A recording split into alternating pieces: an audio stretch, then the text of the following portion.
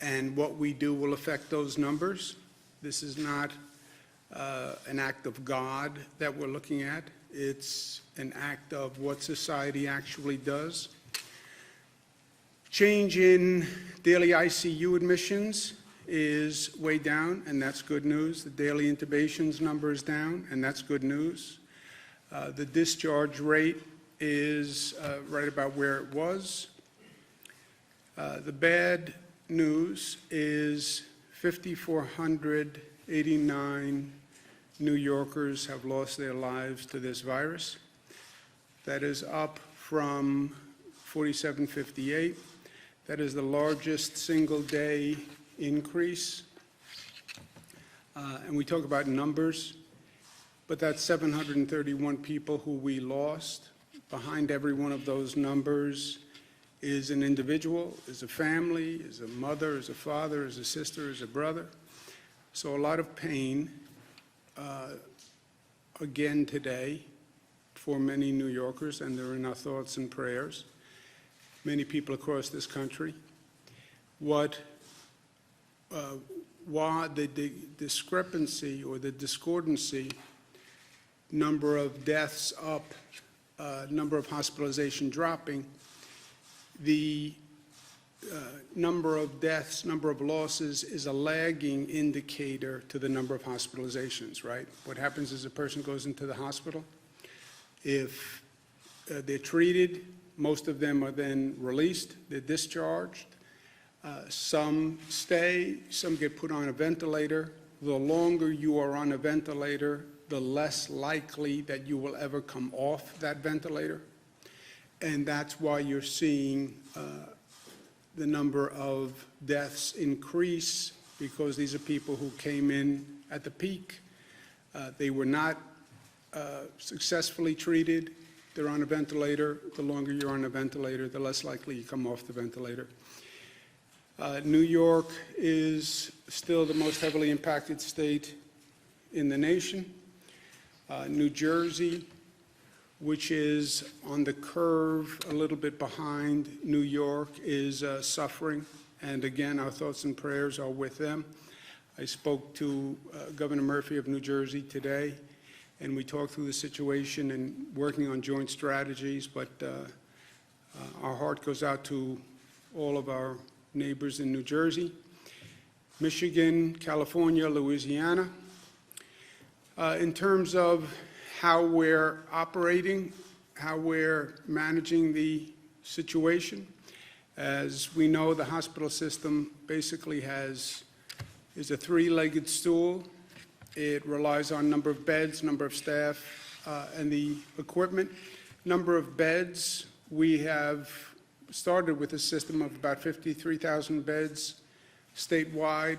We're up to about 90,000 available beds, so we have more than enough beds available. Staff has been a problem. Staffing, healthcare staff is getting sick. They're overworked, they're stressed, they're under great emotional stress. You know, think about these healthcare workers. You're working in a hospital, in an emergency room that's overwhelmed. You're worried about your own health. You then go home. You're worried about bringing a virus home if you're infected. At home is under stress, as every home is under stress. About 7,000 new staff have been hired from the pool that we have identified. These are retired healthcare workers who came forward. These are people from across the country who came forward. The state has a pool of potential employees. The hospitals hire from that pool, and they've hired about 7,000 to date. Equipment, that's the protective equipment, ventilators, where we are stretching and moving, but every hospital has what they need to date. And then we balance the patient load among all hospitals, so no hospital, single hospital or system gets overburdened, and that's a daily adjustment which takes tremendous cooperation among all of the healthcare institutions. I thank them very much for what they're doing. And then we have the overload relief, which is the Javits Center, 2,500 beds, and the U.S. Navy ship Comfort. The U.S. Navy ship Comfort had 1,000 bed capacity. It was originally for non-COVID patients. What wound up happening was we don't really have non-COVID patients. Closed down society, there's fewer traffic accidents, crime is down. So the original plan, which was the Comfort would take non-COVID cases from the hospitals, didn't really work because the hospitals didn't have non-COVID cases. I called the president yesterday morning, asked him to speak to the Department of Defense to see if they would change it to COVID. The president, to his credit, moved expeditiously, called me back yesterday afternoon, said they would make the Comfort non-COVID. COVID. When they make that transition, the capacity of the ship comes down from 1,000 to 500 beds because COVID patients require a greater treatment area, more space, and therefore the capacity of the ship came down from 1,000 to 500. It's still a tremendous benefit.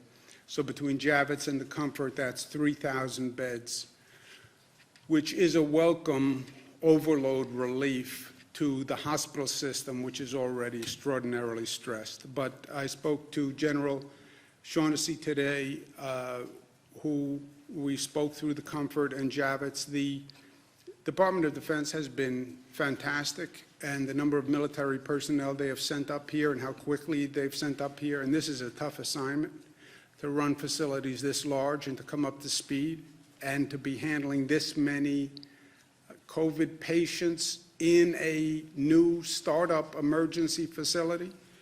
This is a really difficult undertaking, and they've really been fantastic, and I want to thank them all.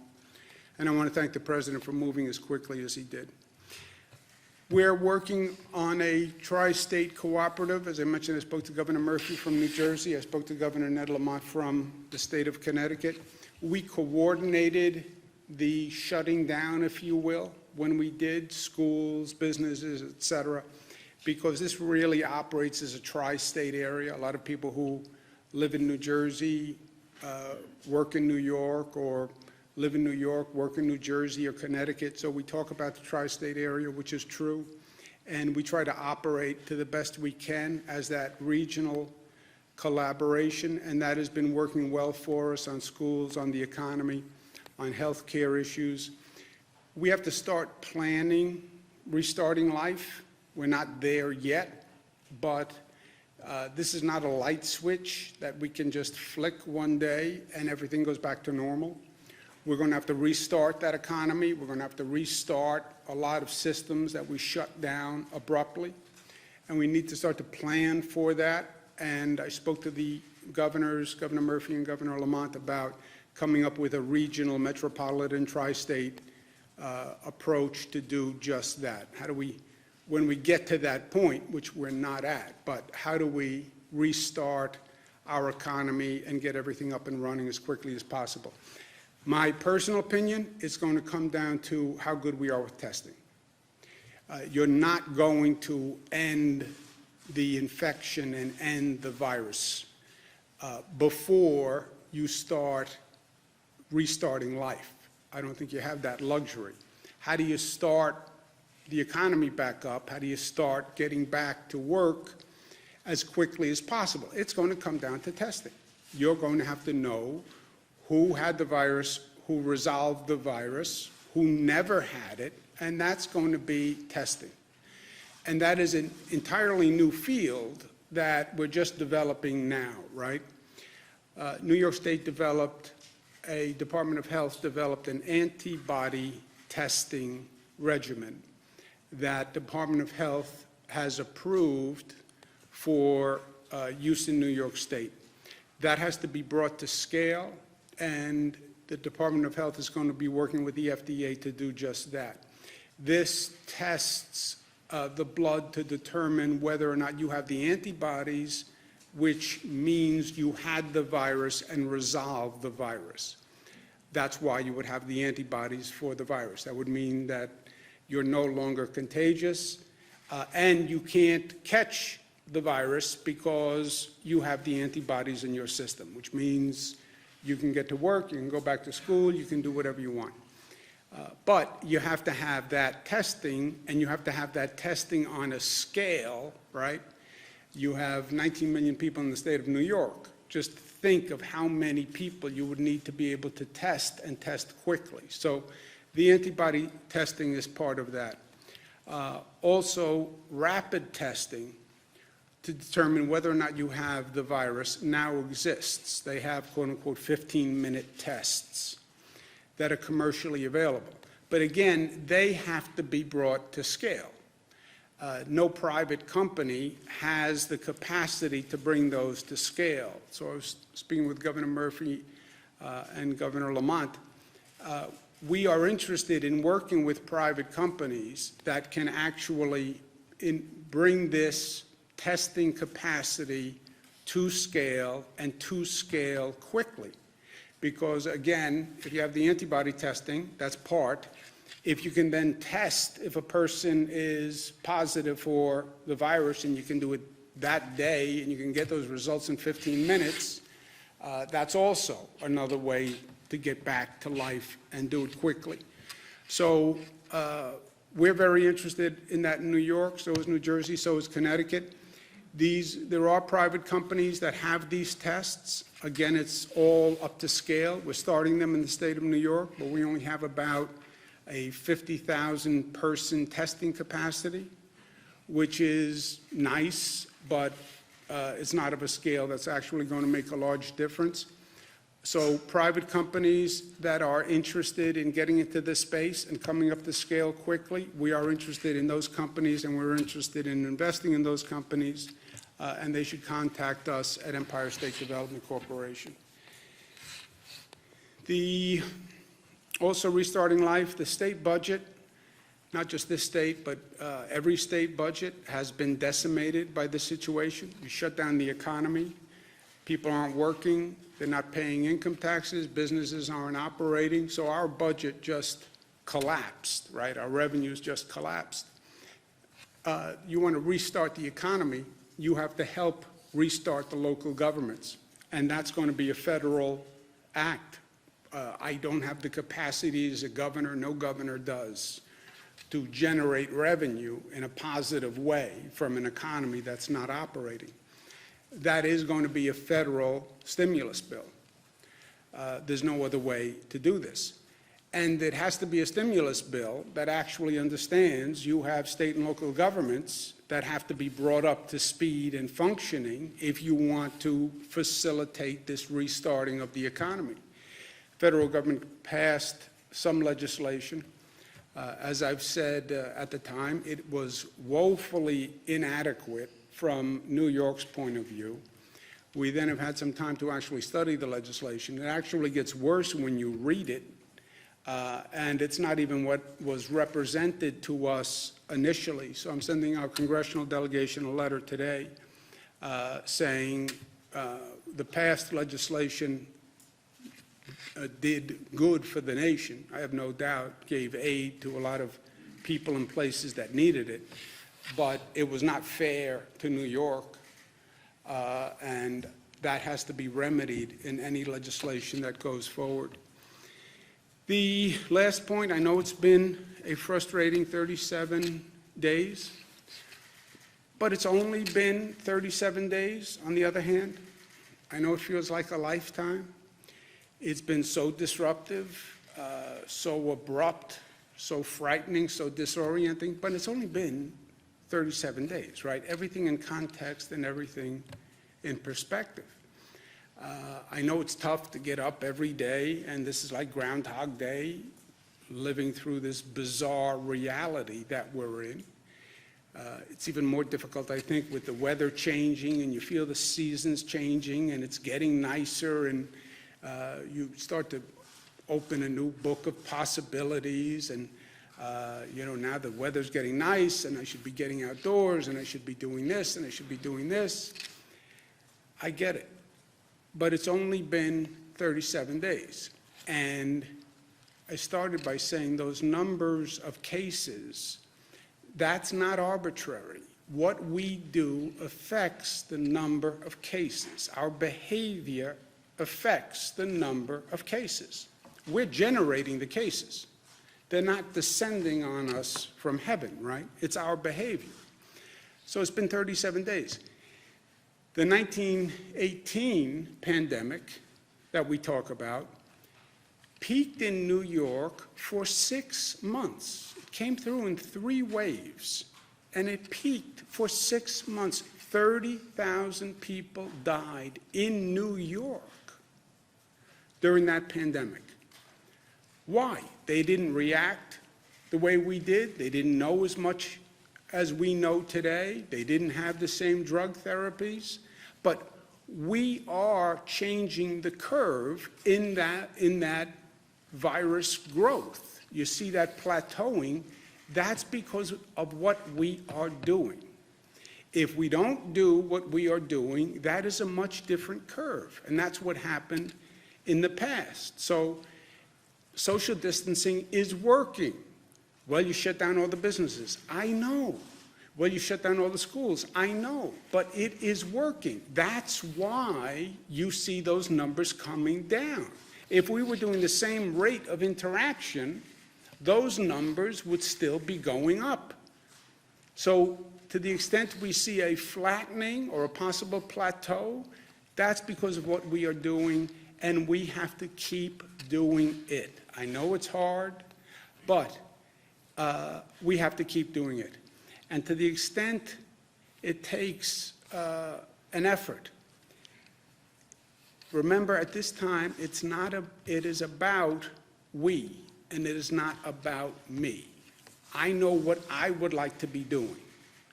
I would like to be going, it's motorcycle weather for me. It's time to get out on the water. It's time to go hiking in the Adirondacks. I get it. It's not about me. It's not about me. What I do will affect other people.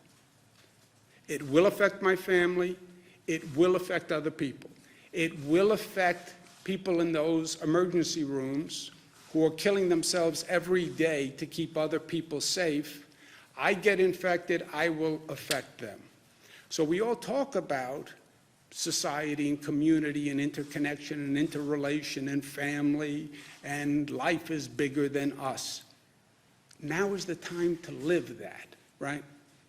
Now is the time to live that. So when you feel that need, I have to do this. It's not about me, it's about we and what's good for all of us. And my health is in your hands. And your health is in my hands. And the health of those healthcare workers and those first responders and all those people who have to show up to work every day to keep society functioning, we are responsible to them also. So to the extent it's hard, I get it.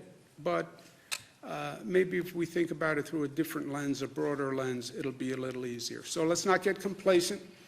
We have to stay disciplined, we have to stay smart, we have to stay safe, and we do that by staying at home, and we will get through this together. Questions? The Pentagon said yesterday that the Comfort is meant to treat trauma patients and that they could isolate COVID patients in a small number. I know you said that they're going to be treating a smaller number of patients, but will the ship be able to care for even that number of COVID patients safely? I spoke to General Shaughnessy, I spoke to the President, I spoke to the Vice President, and I spoke to Northwell, who's helping manage the Comfort. When you transition from non-COVID patients to COVID, the capacity of the ship goes from 1,000 beds down to 500 beds, but it can treat 500 COVID patients adequately and safely, and that's what we're transitioning into operation now. On the antibody test, Dr. Zerb, you want to speak about the antibody test? How long is it going to take you at any of your So we have a test at our Wadsworth lab that we have developed. We're working to scale that up now. Over the course of the next week, we'll be able to figure out how many we can run. We're expecting to be able to scale that up, not just here in the lab, in our lab, but to get other labs to do as well. That's where we'll have to work with the FDA to get that approved. Tests The FDA has already approved some private antibody tests. Is there a way that the state can work with them, or? So I think that antibody tests are, you have to look at them. Some antibody tests measure the immunoglobulin G, and others measure the immunoglobulin M and G. The difference is that some suggest that there's a new infection occurring, that's the IgM, and others show that the infection's been around for a while. So it's important to make sure that the tests that we are measuring show that individuals had the infection, they aren't have the infection, and still have the infection. So it's important to make sure it's the correct test. Our test measures the immunoglobulin G, saying that they had the infection and it's resolved. Did you get that? Yeah, neither did I. Sorry, Do that one more time. I got one more time. So thank you. So there's many tests that are out there that companies are making. There's two types of immunoglobulins. There's one that says the infection just is still there and you're starting to mount a response, which happens with any virus. And your body also makes an immunoglobulin after your infection is resolved, or it's developed, it's resolved. That's the one you want to measure. Otherwise, you may be measuring something which actually says you still have the infection in your body. So you want to measure the one that says it's resolved, and that's the one that we've developed the test for. Is that better? Yes, that was good. Thank you. I almost understood that one. Mark? Earlier today, this is very provincial. I know you're close to the Jewish I'm very provincial, that's but okay. I know that you're very close to the Jewish community. Yes. Earlier today, the Novominsker Rebbe passed away from coronavirus in Borough Park, and he's going to be buried later today. So this is like a right for a Aguda Israel says, stay away, it should be small, but you know how people listen. I mean, this seems right for mass gathering. Is there anything that the state police or state government can do to make sure that people are held at bay? I'm sure is Borough Park, Brooklyn, right?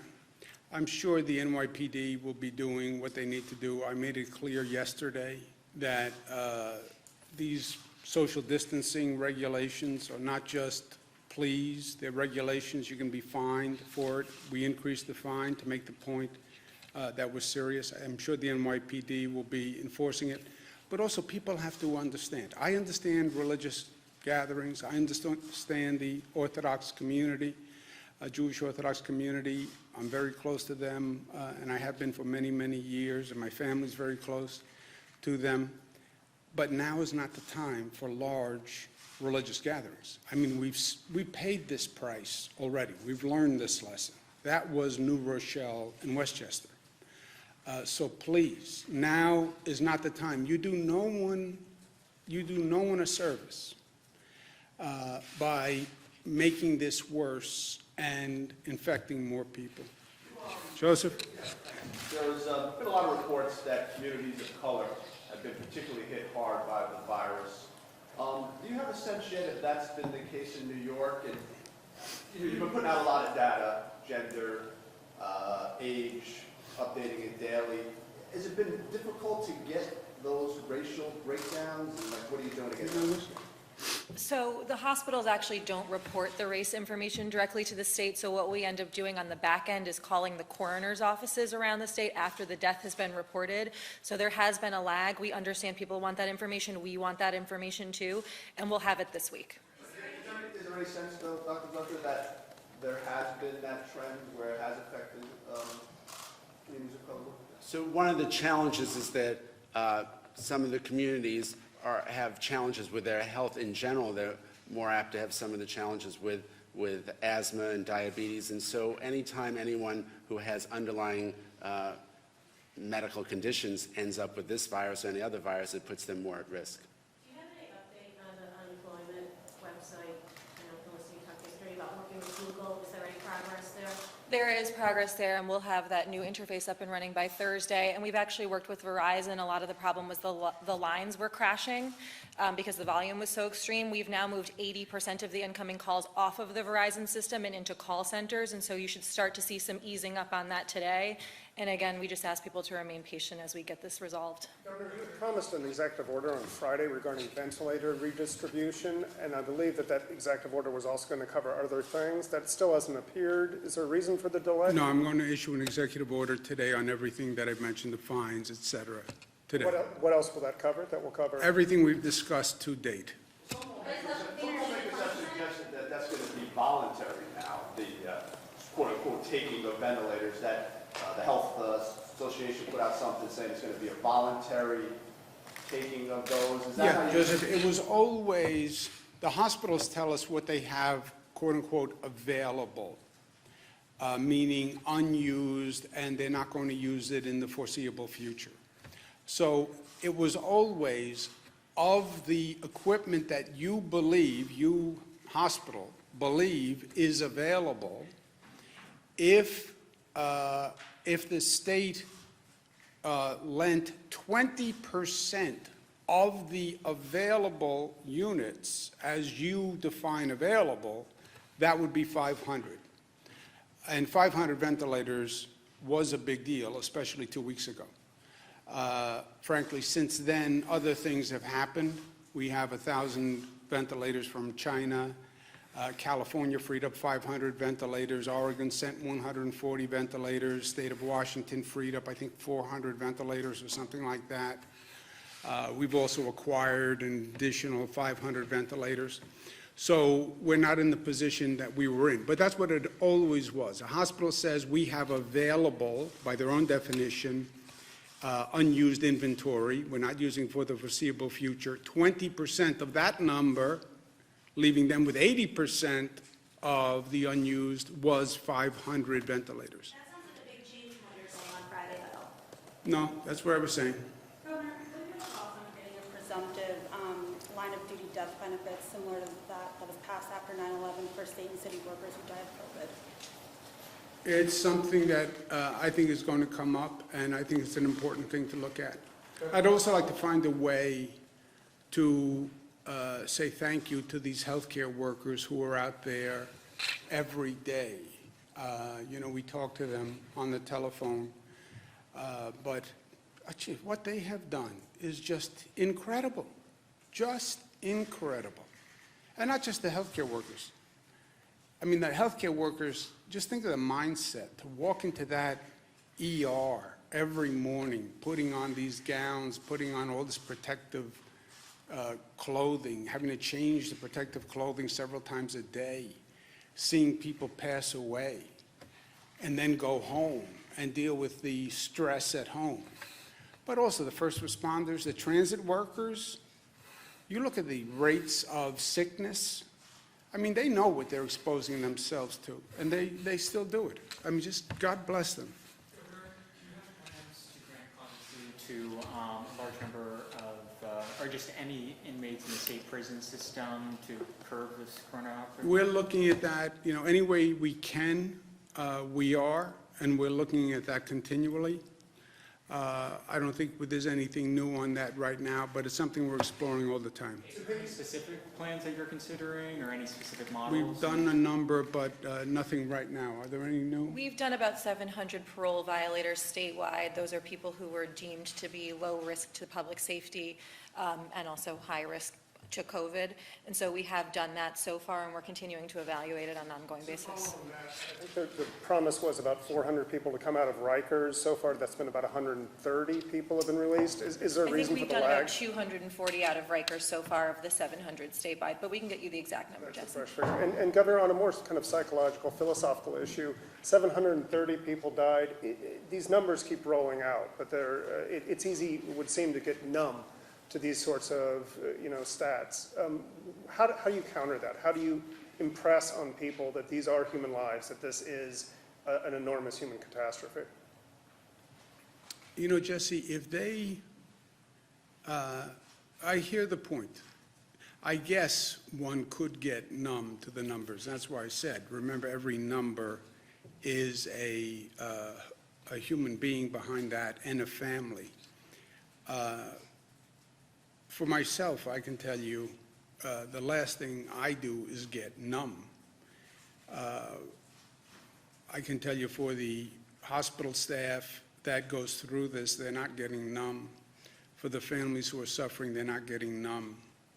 The pain is increasing. The grief is increasing. I mean, you see those pictures on TV of getting to a situation where you have to put bodies in trucks in parking lots. I mean, how you could get numb to any of this, I can't imagine, especially New Yorkers, that we lose the humanity of this. It's something I struggle with every day. I try to think of the opposite, that, we are doing good, because you can't stop, you can't save everyone. This virus is very good at what it does, and it kills vulnerable people. That's what it does. And it does that very well. And we can't stop that. The question is, are you saving everyone you can save? And there the answer is yes, and I take some solace in that fact. Our healthcare system is operating. I don't believe we lost a single person because we couldn't provide care. People we lost, we couldn't save despite our best efforts. But no, I don't see the numbness, and I don't believe New Yorkers see the numbness. I think the frustration of an individual situation can cause you to do irresponsible things, to go out more than you should, to disregard social distancing. I think that's an issue, and that's what I've been trying to address. Governor, I know we're not there yet, but when people do eventually start getting back to work, will it be the reverse of the reduction, meaning they'll go back in spurts of 25% at a time, or 12, or something like that? I don't know. It's a good question. I think they go back, it's my opinion, it's not a fact. I think, and we're working on a plan with Connecticut and New Jersey, because when we go back together. I think we go back with people who have tested that they are negative, or people who have tested that they have the antibodies, which means they had the virus and they're immune from the virus, or we go back with younger people going first, still protecting, isolating the vulnerable. But if it's waves, I think those are the waves. Is there any proof you can't get reinfected? Say it again. Is there any proof you can't get reinfected if you have the antibodies? Is there Let's proof ask that- Dr. Zucker, your friend. So usually when you have a virus, you develop antibodies, you don't get it again. There was one report out of China where they suggested that maybe there were some cases, but that hasn't been confirmed yet. Are you concerned that the temporary hospitals won't be accepting significant numbers of patients until after the peak is passed? A larger number of what, I'm sorry? Are you concerned that the temporary hospitals won't be accepting significant numbers of patients until after the peak is passed? A significant number of patients? No, they're ramping up now. The Javits Center and the Comfort you're talking about? Yes. The Javits and Comfort, well, there's two separate situations. When I say we have about 90,000 bed capacity, we brought online additional beds, right? Two ways. Number one, every hospital had to increase capacity by 50% with a goal of 100%. Every hospital has increased capacity 50%. That's why you see hospital beds in conference rooms and lobbies, et cetera. Second, we built temporary emergency facilities, primarily around downstate New York. They may or may not be used depending on whether or not we need the beds. The Javits and the Comfort we are using, and they're ramping up now. I'm going to go speak to the hospitals. Thank you. Is